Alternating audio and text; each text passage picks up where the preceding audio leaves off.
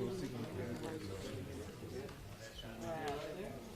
a little bit, there's a little bit of background.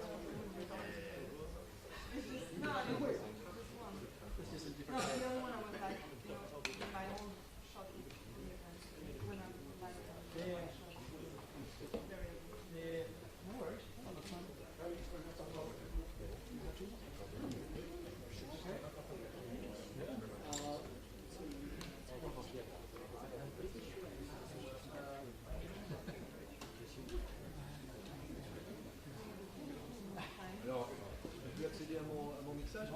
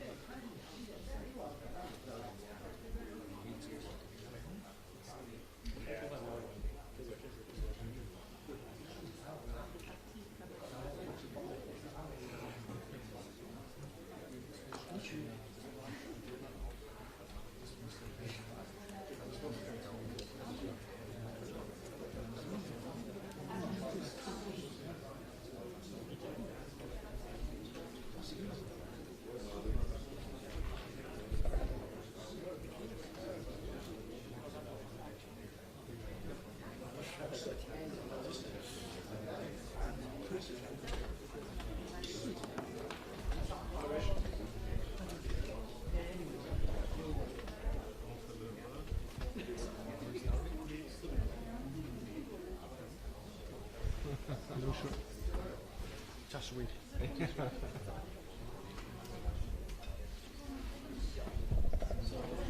city is closed down. Public transportation. Oh. Ah, in Wuhan? Yes. Oh, okay. 30 minutes ago, I think.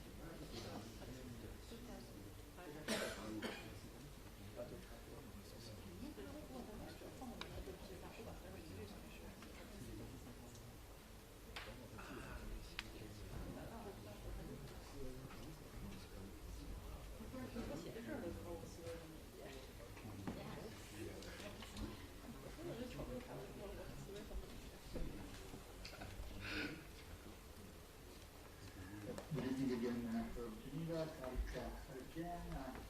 Thank you for waiting. Unfortunately, we'll have to wait a little bit longer. We are still waiting for our guest to come to the room where the press conference will take place. So I apologize again for this delay and thank you very much for your patience. Please stay with us. Thank you.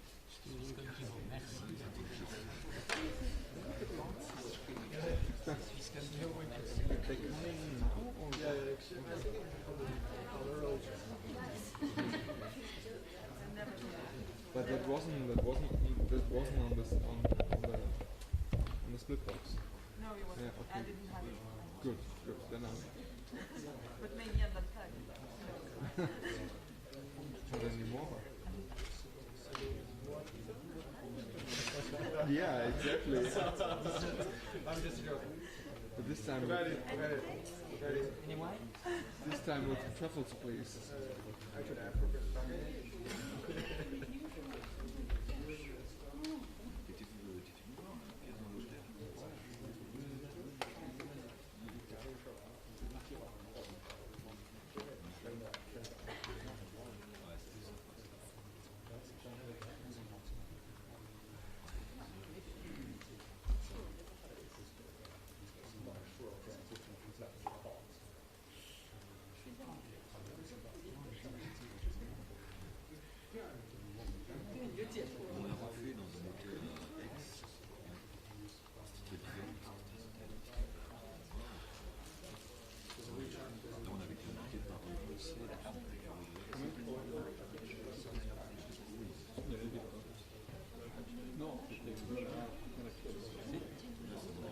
Di Maio ha dato le dimissioni dal capo di giustizia.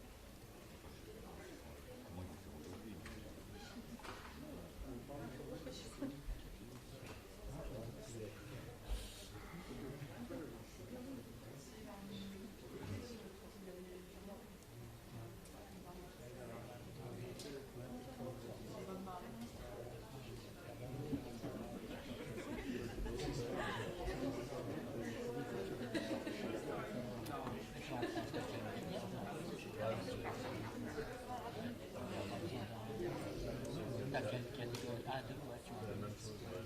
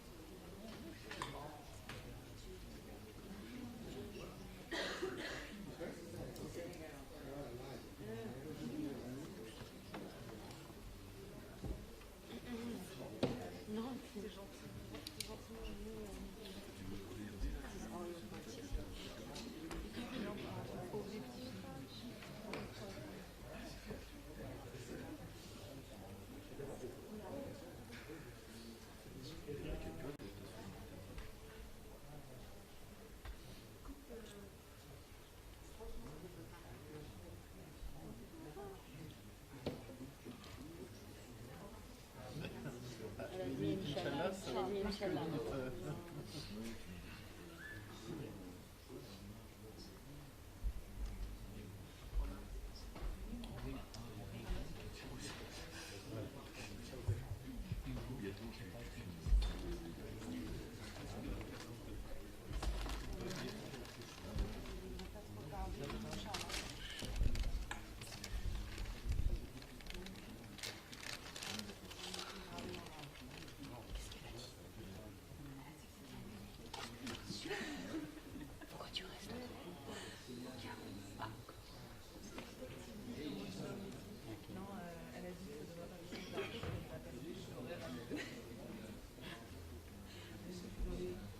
Mais elle n'a pas annoncé de dessert derrière.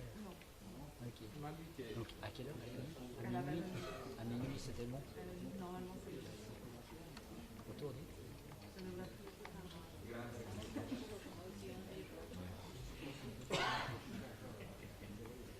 T'as prévu le dessert avec les cafés?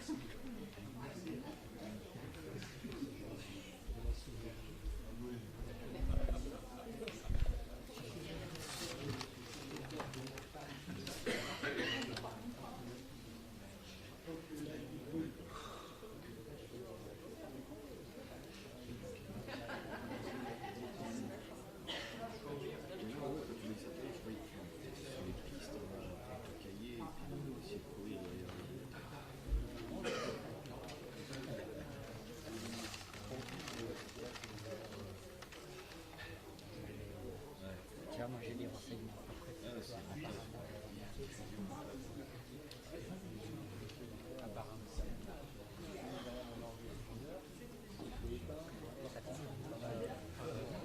Pourquoi je dis Fatima?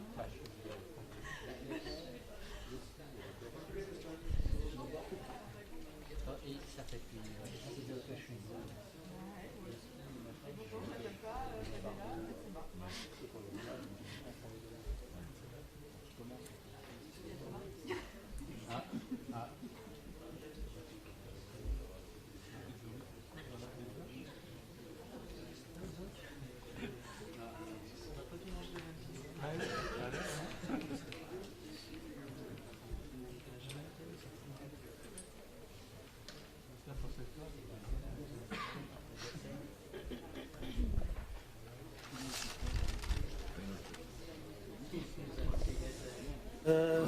No, but just like I could say here and to say at the.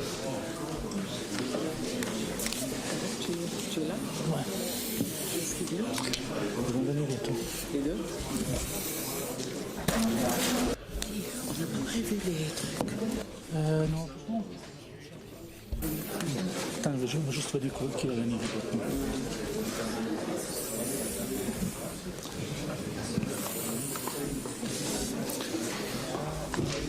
Donc c'est maintenant? 15 minutes. 15 minutes.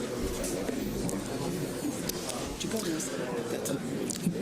Good evening again, everyone, and apologies for this delay. I've just been with my colleagues, so they will be here in 15 minutes. 15, 1-5. And I apologize really to everyone here in the room. I apologize also to more than 100 journalists who are online right now and waiting for this press briefing. So bear with us for another 15 minutes. Thank you.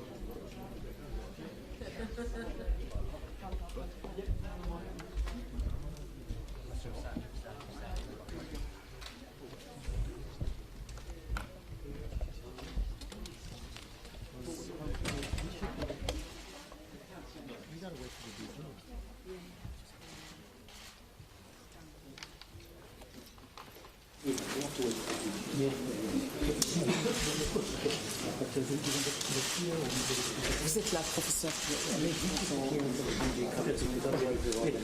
Monsieur Houssin.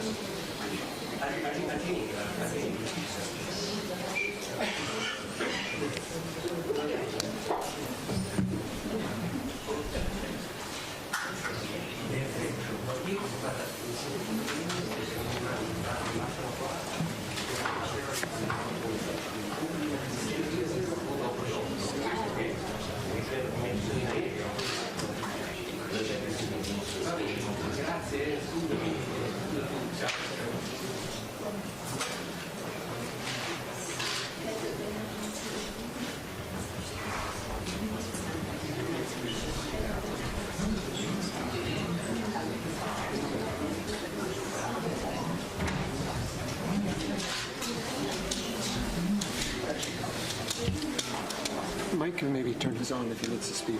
Huh? If Mike needs to speak, he turns his on. Yeah.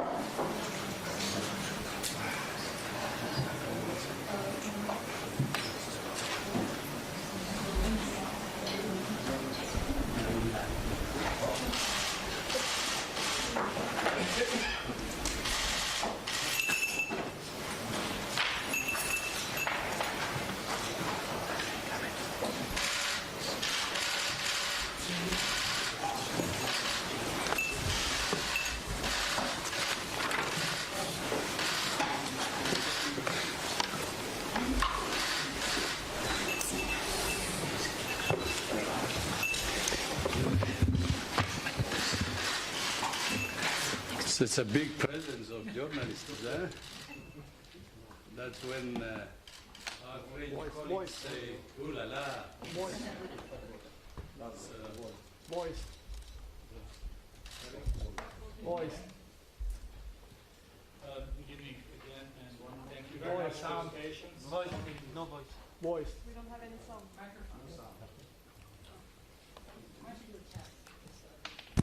Can you hear us well now? Okay. That's okay. Good evening again to everyone, and thank you very much for your patience, for bearing with us for last hour and a half, almost 2 hours. Thanks also to all journalists who are online. I understand we have more than 150 journalists who are watching us and listening to us right now, either by dialing in or by watching us on WHO Twitter and WHO Facebook account.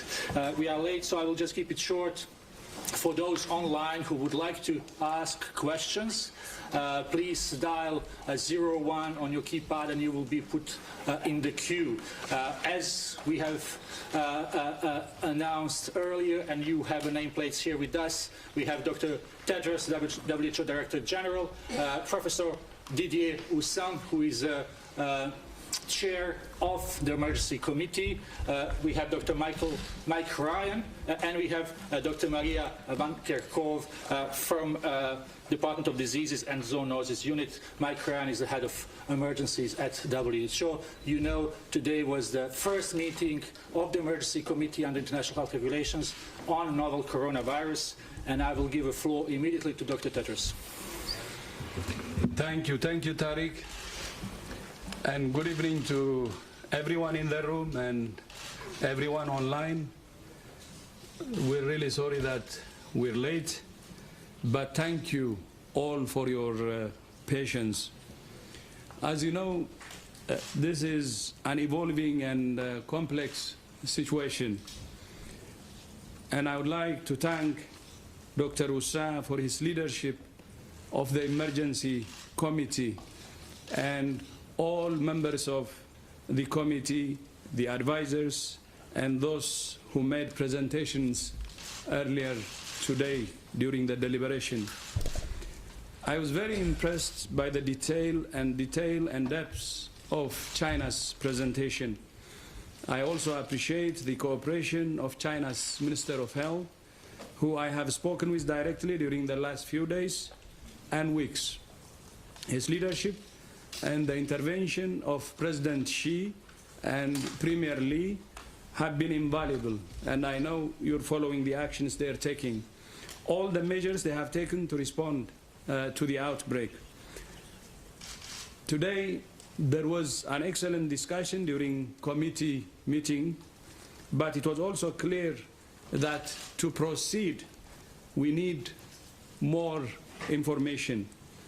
For that reason, I have decided to ask the Emergency Committee to meet again tomorrow to continue their discussion. And the chair, Dr. Houssin, has agreed with that request. The decision about whether or not to declare a public health emergency of international concern is one I take extremely seriously, and one I'm only prepared to make with appropriate consideration of all the evidence. Our team is on the ground in China as we speak, working with local experts and officials to investigate the outbreak and get more information.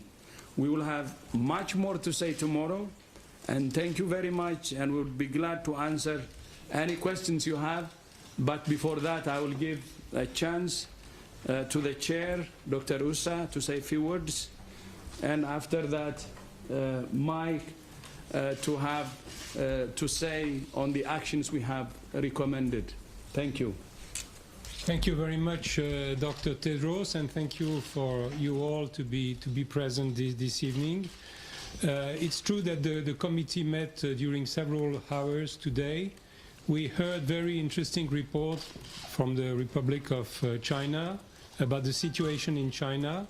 We also heard reports about the situation in Japan, in Thailand, and in Korea. Following this, we had also the analysis of the situation made by WHO Secretariat, and then we entered into a discussion about important advice to provide to the DG of WHO. That is the situation corresponding to a public health emergency of international concern, and what advices should be given to the DG. The views of the members of the committee, considering the information provided, was split about the opportunity to advise the creation, the decision of a fake. But we formulated a series of recommendations concerning the improvement of containment and mitigation measures, which are already important in China, and also about the measure that should be taken by member states. One of these measures is the improvement of sharing of information and cooperation between member states in such a situation. One of our advices was to suggest to the DG that the emergency committee should be reconvened very early if necessary.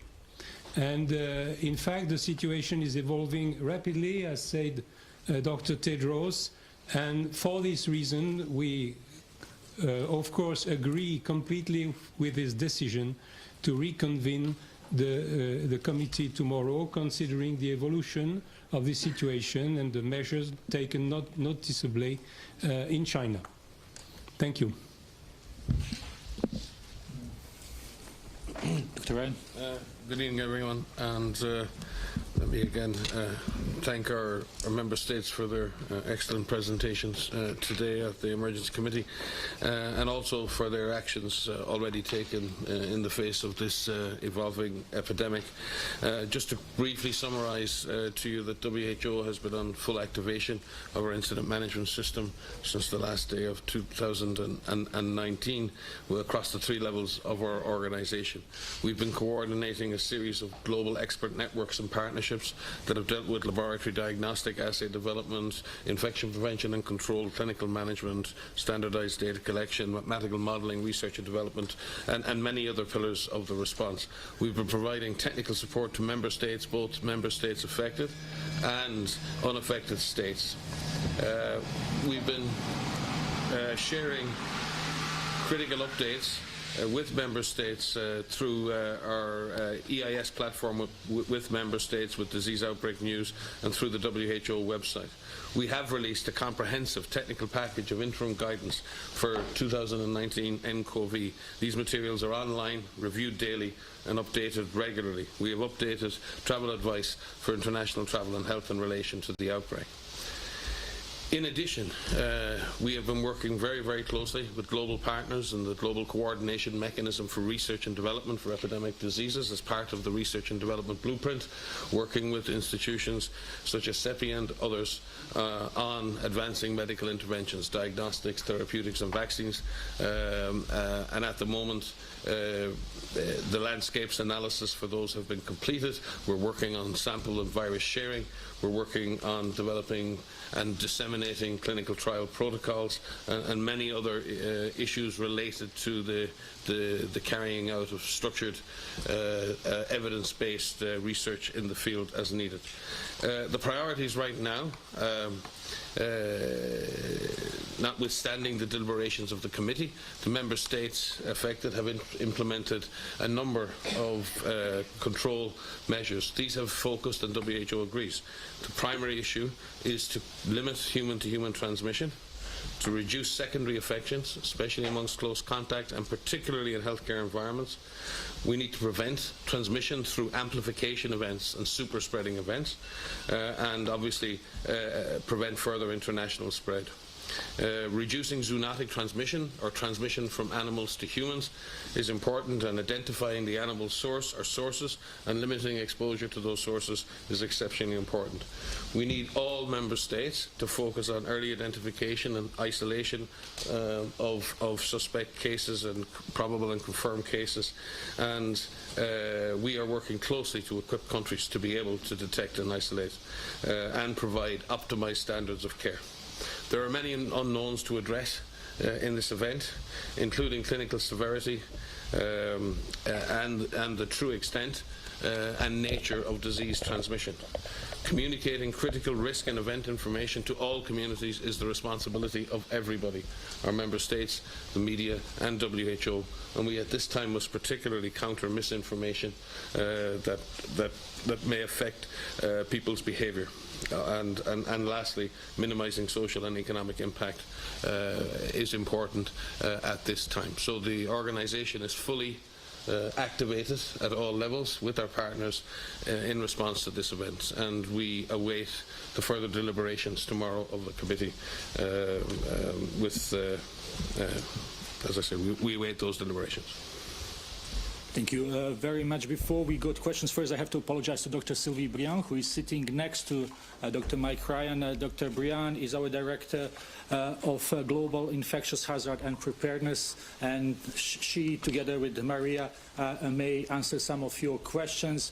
So we will start with the questions from the room. For those online, I will just repeat that if you have a question, please type 01 on your keypad and you will be put in line. We will take questions if our speakers agree one by one, and I will ask you to introduce yourself first and the outlet you are working with. So we will start with, I think, colleague from China.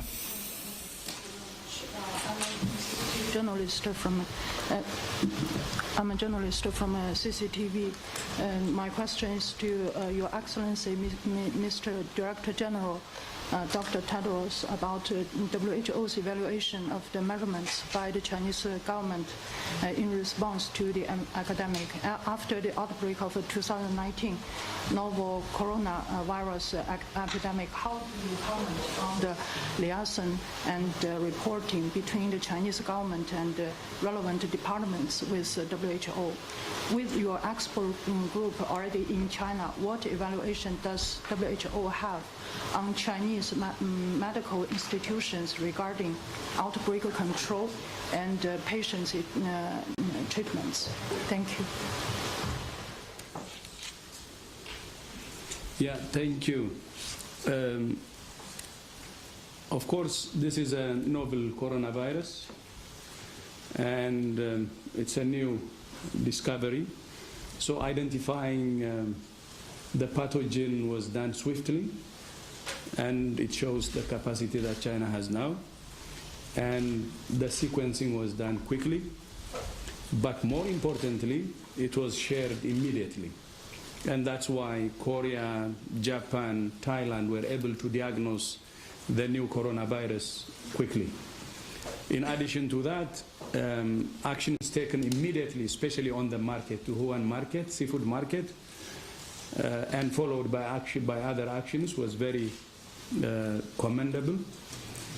And the involvement of the leadership, starting from the president himself, who gave really clear guidance, the premier, and the minister was also very impressive and different actually from previously, from previous actions. You see the capacity and you see the political commitment. And that's continuing, and we appreciate that. But at the same time, although there is good capacity in China, they have also invited our experts. So our experts are now on the ground as we speak with Chinese experts assessing the situation, and that's why we're saying we will have more information and we will reconvene tomorrow. So that's what we see from WHO side, and we really encourage China to continue that way, because not only that will help China to clean the outbreak as soon as possible, but also to help in preventing it from spreading internationally. Thank you very much. Please introduce yourself, Marco. My name is Marco Clementi of RAI Italian TV. This is my question. Which is the level beyond which a local emergency becomes an international emergency according to WHO? That's the question. I don't know. Would you like to take over? Well, point you to the criteria in the IHR, and the international health regulations is a very specific formulation related to the international aspects of the risk. But there are three essential criteria about the nature of being unusual or unexpected, whether the disease has demonstrated transmission beyond borders, and in that it's not just necessarily the movement of a case to somewhere else. It may involve a determination of whether local transmission has occurred when that case arrives, and that's not that's a nuanced and very important distinction to make, and also whether there has been interference or likely interference with travel and trade.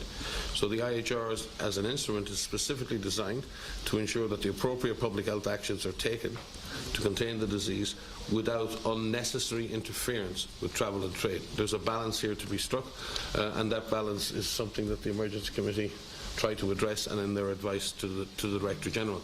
But that does not mean that public health action starts with the declaration of a fake. Public health action is already underway. Comprehensive international public health action in support of the affected states is already underway. What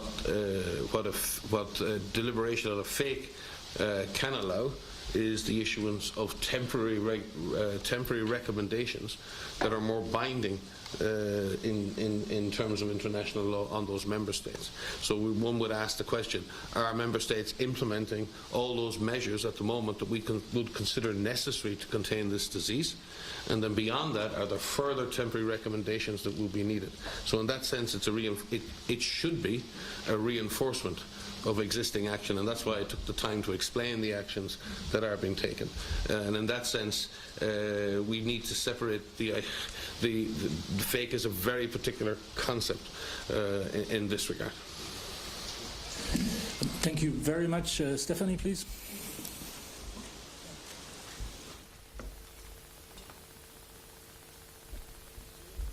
There we go. Yeah. Sorry. Reuters, Stephanie Nebehe.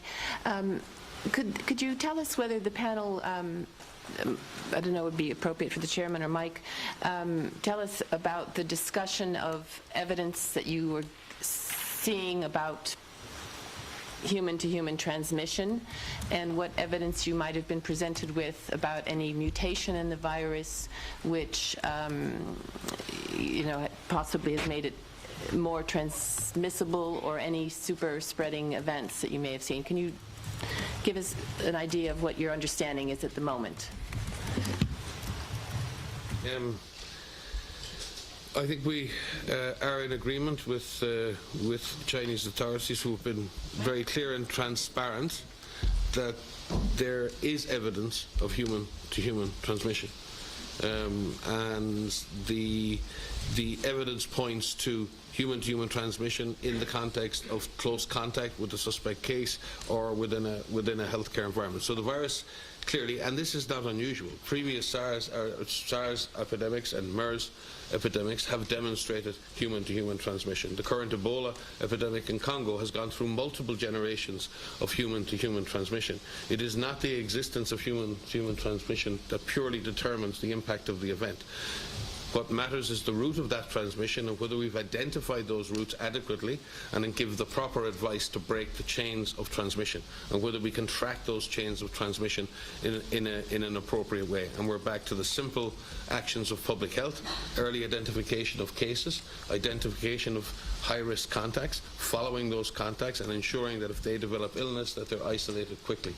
So those are the principles. So we may go through generations of human-to-human transmission.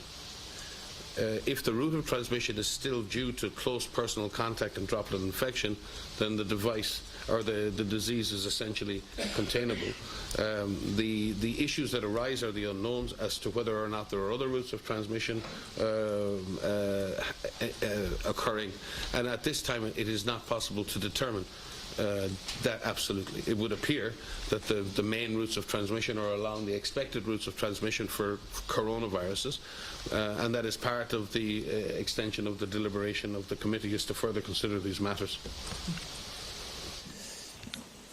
Thank you very much. If other speakers, does anyone wants to add something to this? If not, we will give a chance to some of the journalists who are listening us online and who dialed in. We will start with Helen Branswell, if Helen can hear us. Helen, do you hear us well? Yes, thanks very much for taking my question. I was hoping that perhaps Mike could expand a little bit further on the transmission issue.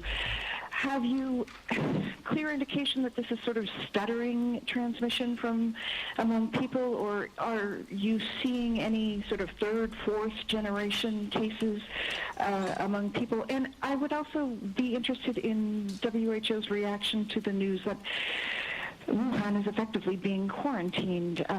This is a very severe action, and I would like your thoughts, please.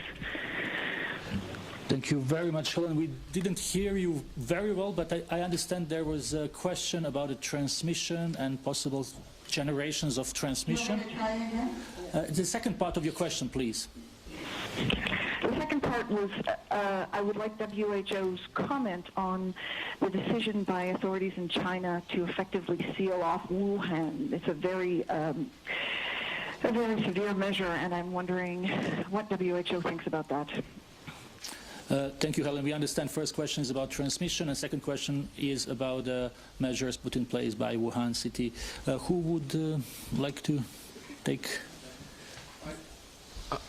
I can start and hand over to Sylvie or Maria. My understanding is that we have not at this point confirmed third, fourth generation transmission, but our colleagues can speak to that.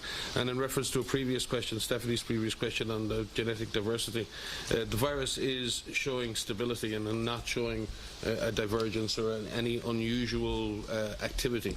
All viruses change. Every time someone is infected, it's tiny differences in the virus, but we're not seeing huge changes in the viral genomic sequence in that regard. So maybe I could pass to Maria or Sylvie to just maybe address the issue of generational transmission.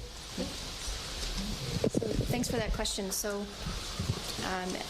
we had some, thank you for that question with regards to human-to-human transmission. What we're very thankful to the colleagues to sharing information about the situations in their country. What our colleagues have shared with us is, as Mike has described, some human-to-human transmission amongst close contacts. And what investigations are underway to fully determine the extent of this. So at the present time, we don't know the full extent of human-to-human transmission, but what we've seen are human-to-human transmission events amongst close contacts in families and in healthcare settings. And as Mike said previously, this is not unexpected for a respiratory pathogen. We have not been presented any evidence or have seen any evidence of ongoing transmission where we've had third or fourth or fifth generation. But as we said, our colleagues are working very hard to better understand the extent of infection and where this infection is occurring.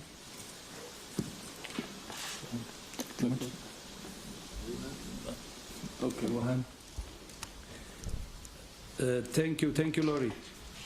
On Wuhan, the measures that have been taken, we're following the situation, and we're in contact with Chinese authorities 24/7, and almost daily contacts directly with the minister himself. And what they're doing is a very, very strong measure and with full commitment.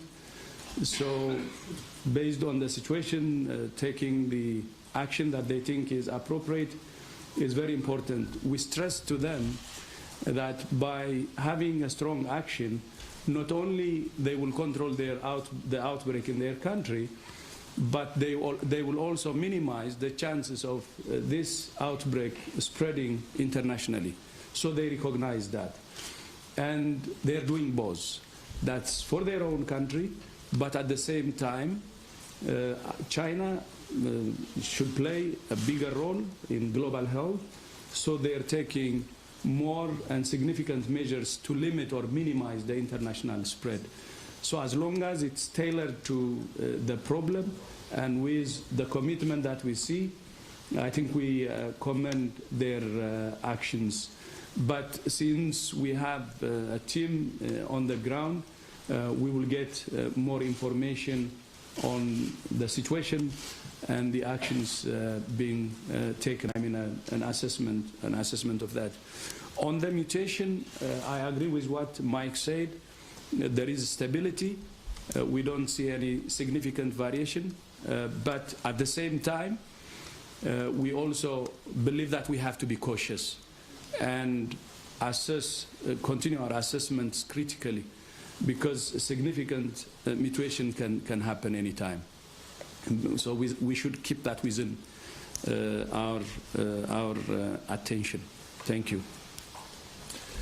Thank you very much. We will stay with journalists online. We will go to John Cohen from Science. John, can you hear us? I can, thank you. Can you hear me? We can hear you, but please speak loud and go ahead. Yes, I will. Thanks for taking my call. I just wanted to clarify what it is that the committee is deliberating. It seems like the three things that Mike Ryan ticked off have been met in terms of declaring a fake. So what is it specifically that gives the committee pause to determine a fake? What needs to occur? Is it third generation transmission? What is it exactly? All those things you mentioned, it seems, have been met. Thank you, John, for that question. Thank you for this question. Well, it's precisely the questions which were raised during the meeting of the emergency committee. It was the question of the assessment of severity and transmissibility. Of course, we had information provided by the Chinese authorities, but this information, of course, they are limited by the recent outbreak which has occurred, and the committee felt that it was a little too imprecise to very clearly state that it was time to declare, to suggest to the DG to declare a fake. This is why the opinion of the committee was split, and this is why we suggested that according to the evolution of the situation, we of course would be extremely ready to reconvene as soon as necessary in order to discuss about additional information, and clearly the information provided about Wuhan is one information. Thank you very much. We will go back here to the room. There is a gentleman who really wants to ask a question here. Please introduce yourself. Thank you. Zheng Xin from Caixin Media. I have two questions. First, do you have any rough ideas about the victim of this virus, the people who died? Do they share any characteristics in terms of gender, age, or pre-existing health problems? And second, has the animal vector been identified, or which animal did the disease come from? Do you have any idea on that too? Thank you. Thank you very much for these questions. So it's about source and group of among populations. Maria. Yes, so okay. Yes, so there have been some deaths associated with this outbreak, and from the information so far, there are some characteristics of those individuals. Many of them have had underlying conditions, underlying medical conditions, and have been of older age. Based on our past experience with other respiratory pathogens, advanced age and underlying conditions are known risk factors for developing severe disease and death. With regards to the animal source, there are many investigations that are currently underway in China, in Wuhan, and in the live animal markets, for example. We understand that they are investigating and taking samples from animals that were in that market, and they're also doing some environmental samples of those markets to determine if the virus is in those markets. Possibly just supplement. Dr. Feng from the National Health Commission today presented a very deep presentation and gave a lot of very useful information. So Dr. Feng from the National Health Commission.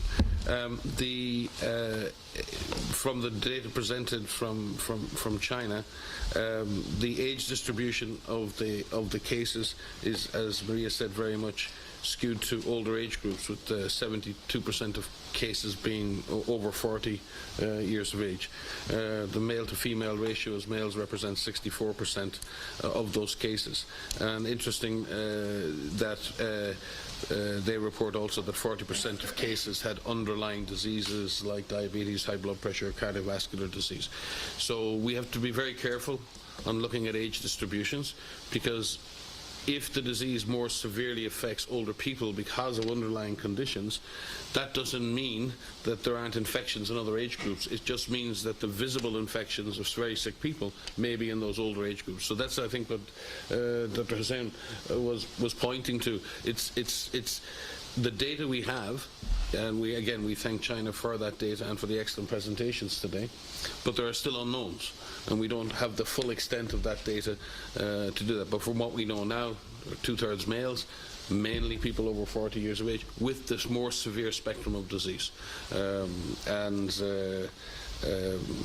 the cases, as Maria said, who died, many of them had significant underlying conditions, which is again a feature that we've seen in previous outbreaks of coronaviruses, if I'm not mistaken, Maria. Thank you very much. We will go back online with James Gallagher from BBC. James, can you hear us? Hello. I wanted to ask a very similar question to the one that Helen did, and that was about the public shutdown in Wuhan. And I suppose, first of all, I wanted to know whether that was made in consultation with the WHO on the recommendation of the WHO, or was this something that was initiated by the Chinese authorities themselves? And also, what would you say to the people in Wuhan who in some respects are in quarantine in the face of this novel coronavirus that you've not decided whether or not is a global emergency? What do you say to the people who are really living this tonight? Thank you very much. Would someone like to answer this question? On the public transport and other mass gatherings, as you know, should be avoided. So they are taking measures based on that. And although our recommendations were going to go based on the discussion today later on, but these are from our previous discussions, and they know the measures they should take in order to prevent transmission, especially mass gathering is one of the risks. So we don't think on public transport, we cannot say they have done something unusual.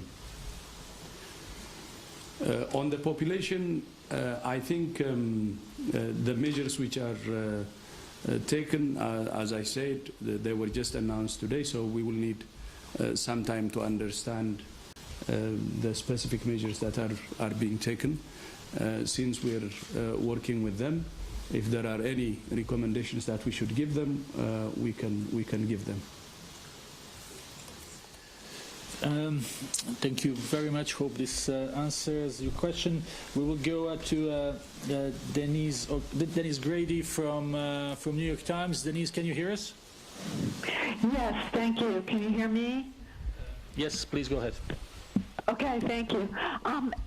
Dr. Ryan, could you please clarify the numbers, the figures that you just gave? It wasn't clear to me if with the percentages you were talking about the overall picture of people who are sick or the people who have the severe cases. So if you could go through that again and make it very clear what those numbers are again. Thank you. Yeah, the data we presented was referring to what were reported to today, which was 291 cases, which it included those clinical cases requiring admission to hospital. So probably, as I said, at the more severe end of the spectrum. The figures that I quote of 64% male and 72% over 40 referred to that group of 291 individuals. I hope that clarifies. Okay, thank you. Thank you very much, Denise. Can I ask one more thing? Please. Did you actually have a vote on this, and was it a tie vote or something? Is that what you mean when you said there was a split?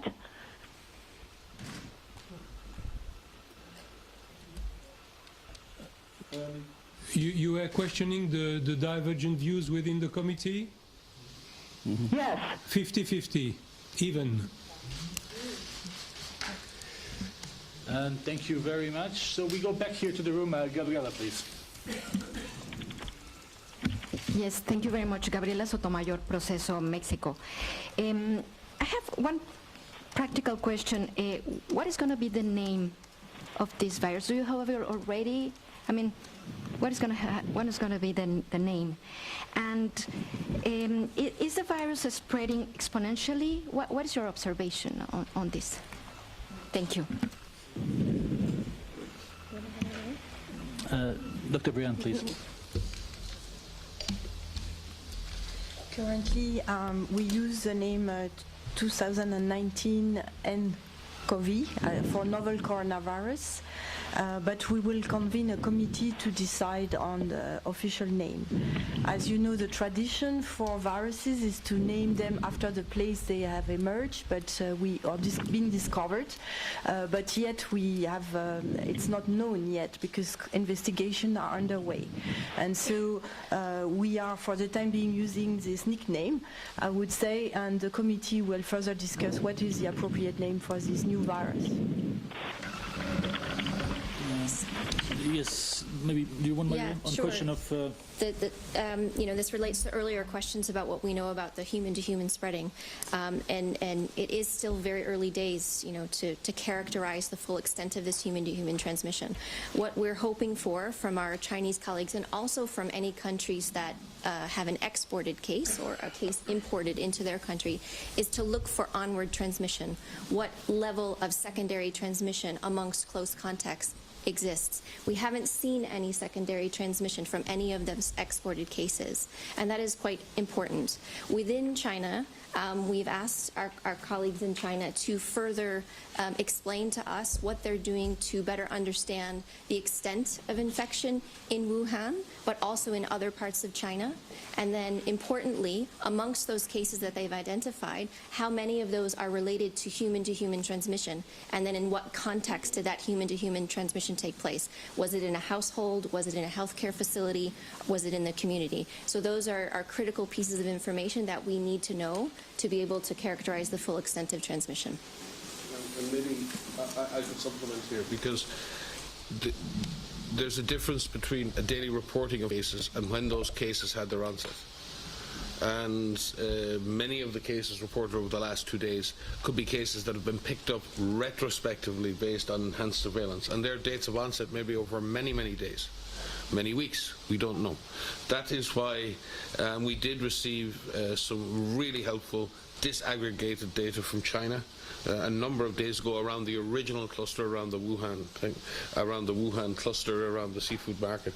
It will be extremely helpful at this point that China, and I believe they have every intention to do so, is to share that disaggregated data, because it's really important that we're able to do that secondary analysis, construct those epidemic curves, and estimate the doubling times and the rates of movement of the virus, both in terms of temporal rate and the geographic rate. So we look forward to receiving that data from China as soon as possible. Thank you. First, I have Mohideen and I have Body first. Go ahead, and then Mohideen. I have to comply because we need more opportunity to Chinese media put more questions, whatever here or online in Chinese issues. So, j'ai une question pour Monsieur Aussin. plutôt que, si je comprends bien, M. Tedros qui a dit, il paraît que c'est vous, le comité, donne le conseil que Wuhan faut être isolé comme une... Est-ce que j'ai bien compris? C'est-à-dire, vous proposez que la ville, ça pourrait être plus foncé ou plus strict. En plus, I have another question to Mr. Tedros. Could you give us our exact time for tomorrow? What time you will give us our results or answer?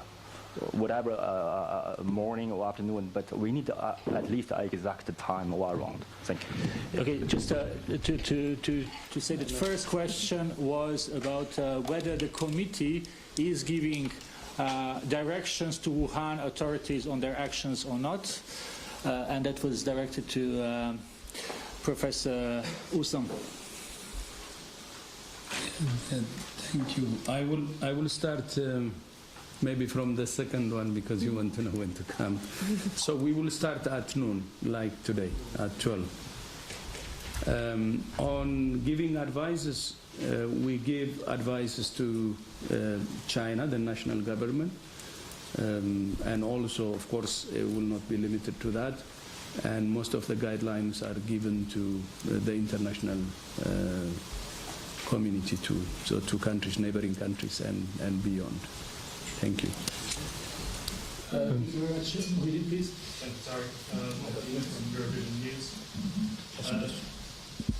What advice would you give people who are planning to travel to China should they cancel or postpone plans?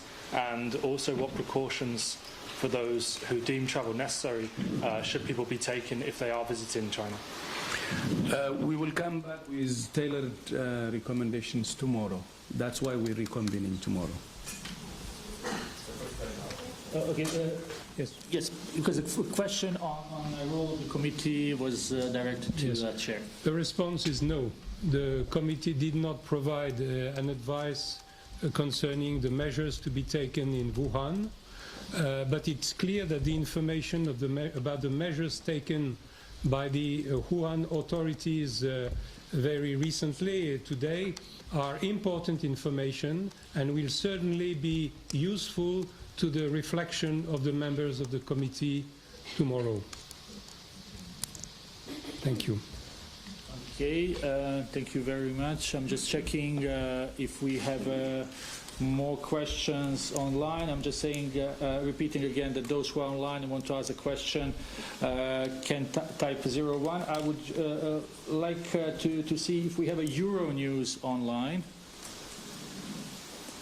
Gerard. Hi, Gerard. Please go ahead. Yeah, so we were wondering, how can we differentiate between virus or the flu? And in Europe, without no borders, how can governments apply these procedures to restrain the epidemic? Gerard, did you say that how we can distinguish virus from the flu? Yeah. Yes, so that's a good question. Thank you for that. So many of these respiratory pathogens that are circulating are, it's very difficult to distinguish between different viruses. What we understand from the 2019 novel coronavirus is that it can cause a range of disease in individuals who are infected, from mild disease all the way to severe disease and death. That's quite a range. Investigations are still ongoing to better articulate what proportion of individuals will have mild disease or severe disease and what risk factors they may have to result in more significant disease.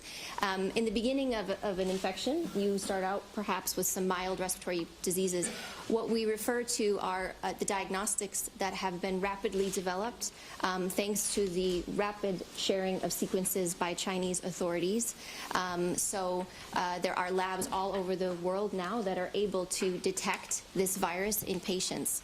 And so our recommendation is to ensure that individuals can be identified quickly and isolated quickly, tested quickly, cared for, and managed so that they can prevent any further transmission. Thank you very much. We will maybe take one or two last questions before we conclude for tonight. Maybe we start first with Betsy McKay from Wall Street Journal, and then we will give the floor to our John here. Betsy, can you hear us? Yes, can you hear me? Yes, please. Okay, great. Thank you very much. I just wanted to ask a little bit more about the contact investigations going on in China, how much information you have on them, and given the rapidly expanding number of cases, do you feel that China has the capacity to do these contact investigations at this time and stop the spread, or does it need help from outside? So I'll start with that question, and maybe others would like to add to that. So what we understand in terms of the activities for looking for cases is that Chinese authorities are conducting what we know as active surveillance. As you've heard, the initial cases were picked up through their pneumonia surveillance system, which was established after SARS. Once they identified that cluster, they initiated this active case finding and retrospective case finding of individuals who had pneumonia. Of the people that they identify with infection, they identify their contacts, and then they follow those contacts for a number of days. So they're doing some active contact tracing amongst the identified patients, but they're also looking at healthcare workers, family contacts, and healthcare workers. And so those investigations are ongoing. We've requested more information to get better details on this. But yes, it's active surveillance and then contact tracing amongst those identified. Thank you very much, Dr. Van Kerkhove. John, please, if you can just come to the mic. Yes, good evening, John Zarakostas for France 24 and The Lancet. I was wondering, sir, in your deliberations this evening, if you analyze the prospects of the trend in case fatality. Do you anticipate it shooting up? It's quite low at the moment at around 3.8%, but in other cases of similar coronaviruses it's been much higher. What's the information coming from the field? And secondly, with reference to antivirals, what are the prospects of coming up with one that's effective? Thank you. Yes, the question about the fatality rate is clearly one of the question mark which was raised during the meeting of the committee. If we refer to the previous coronavirus epidemics in 2003 and more recently with the MERS coronavirus, the fatality rate was much higher than it appears to be today. But this is one of the aspects which needs to, for which we would like to have more information, because it's of course a very important point to decide whether it is a major public health threat or not. That's the response. Thank you very much. And maybe we can really take the last question for tonight from... Antivirals. Antiviral, sorry. There have been a number of compounds that have been used in the fight against coronavirus, but it's very important to recognize that there is no recognized effective therapeutic against coronaviruses. There are protease inhibitors and interferons that may help as adjuncts to treatment, but they have their own issues with toxicity. So the primary objective in an outbreak related to a coronavirus is to give adequate supportive care to patients, and particularly in terms of respiratory support, multi-organ support, because the disease can cause a multi-organ failure, and many patients can be saved in that regard. However, there are potential clinical trials that could be done with agents, and that's what we're really focused on right now, is identifying other therapeutic agents and other opportunities to test new drugs. And again, we've been working very closely with authorities in the 4 countries, and again, very much welcome, particularly in this case, the participation of Chinese experts on all of the expert networks that are helping us to move towards one of the opportunities that sometimes can get lost in an epidemic is not collecting the structured data to understand the clinical disease, and then using drugs, even on a compassionate basis, but collecting the data in a structured way under what we call a Muri protocol, which is a protocol that allows the compassionate use of drugs, but also collects very important data to allow us to advance knowledge. And again, we thank all the countries for working with us to this end. I don't know, Sylvia, you want to add anything there on that? No, I think it's really part of the research effort and research collaboration that WHO is coordinating currently to make sure that discovery also on therapeutics and vaccine is accelerated as much as we can. And just to remind everybody, the Research and Development Blueprint for Epidemics has a broad global partnership called the Global Coordination Mechanism, where all of the major research institutions in the world are involved in that collaboration. And again, this is the type of collaboration we need: the sharing of sequences, the sharing of viruses with provision of guarantees around the adequate benefits that go with the sharing of clinical knowledge. This is global solidarity in action, and we need to see that continue in the coming days. And if I might add, to say that the global community has learned a lot from SARS and a lot from MERS, and we're building upon that knowledge. So the advancements that have been made for diagnostics and therapeutics and vaccine, as Mike has said, through global collaboration and with the Research and Development Blueprint, the advancements that have been made for MERS over the last 7 years could be applicable here. And so that we're trying to build upon that knowledge base to see if that work can help in the current situation.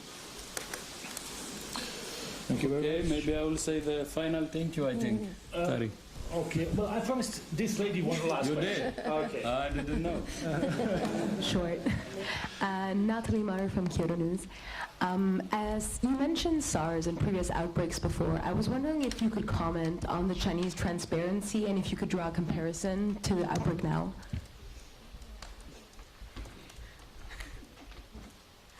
I think on the Chinese transparency, probably I have said a lot earlier, so it will only be a repetition.